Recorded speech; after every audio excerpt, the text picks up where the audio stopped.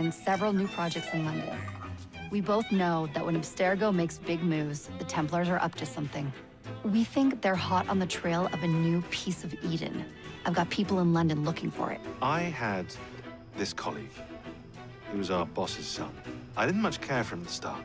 Everyone treated him like he was so bloody special. To me, he just wasn't invested in anything that didn't affect him personally. But I was wrong about him.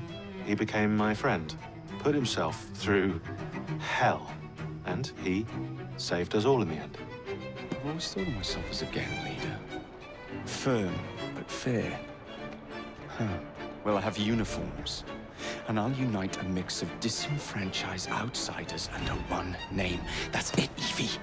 We can rally them to our side. Oh, like the way that you rallied those card players at the Oakwood Tavern into the river. Oh, that was different. They beat me at whist. I can see it now. We'll call ourselves the Rooks. I have been repairing your mistakes. Too much haste is too little speed. Don't you quote Father at me. That's Plato. And I am sorry, this doesn't involve anything you can destroy. Father was right, he never approved of your methods. Father is dead! Enough! I found a letter from the Prince Consort among Lucy Thorne's research, marked with the same insignia as your key, dated 1847. The same year the Prince began renovations to Buckingham Palace. You think he added a vault for the shroud? And since there is no map of the palace with the room marked Secret Vault. Ah, Miss Fry. I was just showing Jacob the first message was received via the mended lines. Oh, you can keep the rope launcher, by the way. We've managed to procure another one for your brother. We can now defend the principle of impartial news and free speech. Your brother? What's he done this time?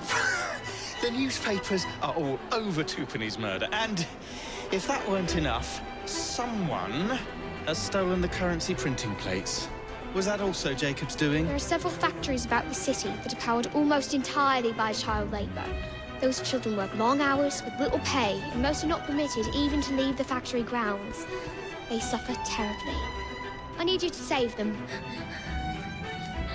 This one needs proper care. But without the appropriate medication, she and the others will quickly decline. What do you need? I need supplies. Plenty of them. And medicine. Some of the less common ingredients are being stolen and sold at auction. I am used to people challenging my ideas. In fact, I live for it, the cut and thrust of spirited debate.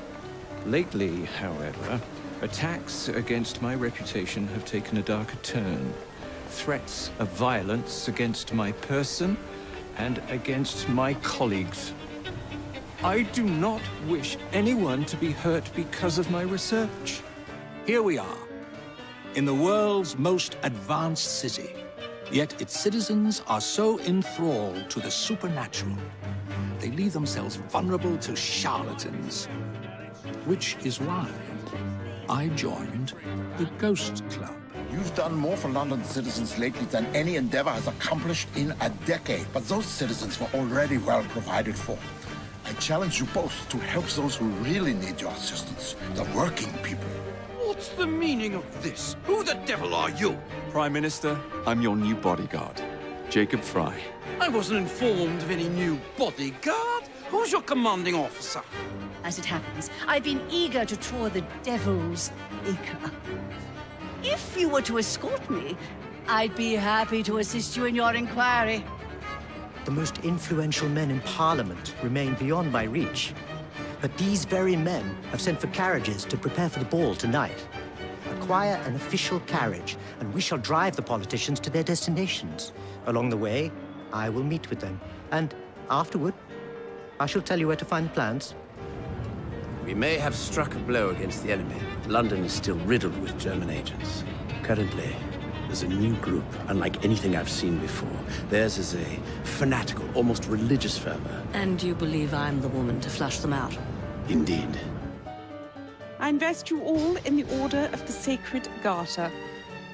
If you are as adept as Mr. Abeline implies, I may call on you. You assassins can circle London to your heart's content. The mechanism we have built has been going strong for 100 years, and will run 1,000 more. It is the very city itself. You will not stop, Starry. Miss Thorne has already found another piece of Eden, more powerful than the last. You're a child. A child who believes he can solve all the world's woes with a flick of a blade. Have you ever pondered the consequences of your actions, Jacob Fry? Or did your father teach you nothing? Crawford will not take the news of my death lightly. He can be unpleasant when he's cross. I have sacrificed so much. I don't want to lose my busts. Those animals squander their savings. We are the experts in investment. Nothing would be built or improved. Nothing would rise above the muck without our hand guiding. No creating the future. They benefit as much as they're worth. Coward! Villain! Alas, that the hero of Balaclava should fall not on the gloried fields of Crimea, but to an assassin's blade in the very halls of power. I hope you have enjoyed your evening so far, ladies and gentlemen. I know I have.